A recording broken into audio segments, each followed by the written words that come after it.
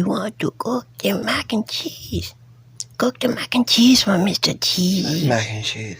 That's right, mac and cheese, Mr. Cheesy. Mac and cheeses that you will ever cook.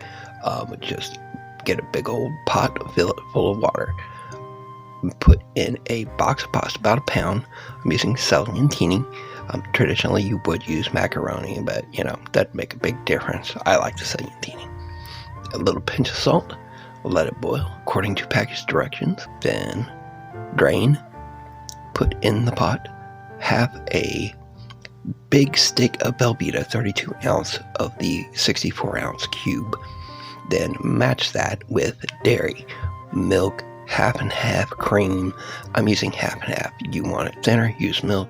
You want it thicker, use whipping cream. Keep on stirring, let it melt. American cheese and Velveeta are some of the best for mac and cheese, no matter what anybody says. It'll also help as a stabilizer if you want to add other kinds of cheeses.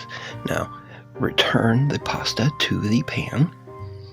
Mix that in with the sauce that you created with the Velveeta cheese and the milk and or half and half in this case.